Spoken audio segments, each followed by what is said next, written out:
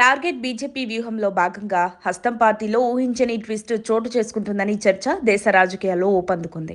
దేశవ్యాప్తంగా బీజేపీ వరుస విజయాలతో దూసుకుపోతుండగా కాంగ్రెస్ మాత్రం వరుస పరాజయాల మధ్య కొట్టుమిట్టాడుతోంది. సో దేశవ్యాప్తంగా కాంగ్రెస్ కు పూర్వ వైభవం తీసుకొచ్చేందుకు మళ్లీ గాంధీ కుటుంబానికి పార్టీ నాయకత్వ పగ్గాలిచ్చే ఆలోచనలో అధిష్టానం ఉన్నట్లు తెలుస్తోంది.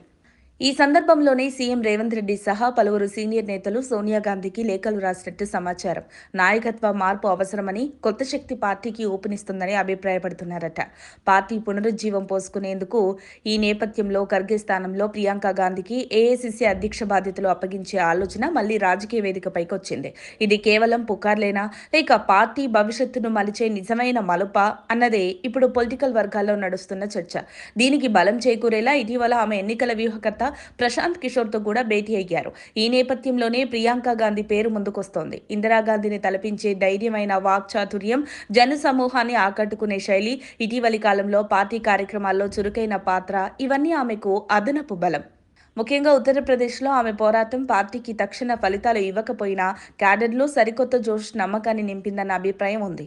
ఓడినా, ఫలితం రాకపోయినా పోరాటం ఆగకూడదన్న సందేశం ఆమె రాజకీయ శైలిలో స్పష్టంగా కనిపిస్తుంది.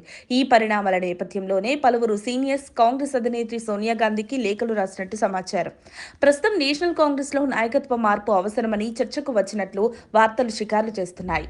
కాంగ్రెస్లో అధ్యక్ష పదవి అంటే కేవలం పరిపాలనా బాధ్యత కాదు, అది పార్టీ దిశను నిర్ణయించే కేంద్ర బిందువు. మళ్లీ గాంధీ కుటుంబం నుంచేనా అనే విమర్శలు తెరపైకొస్తున్నాయట. కానీ మరో వాదన కూడా బలంగా వినిపిస్తోంది. కఠిన పరిస్థితుల్లో పార్టీని ఏకం చేయగలిగేది, విభిన్న వర్గాలను ఒకే వేదికపైకి తెచ్చే సామర్థ్యం ఇప్పటికీ ఉంది ఒక్క గాంధీ కుటుంబానికే.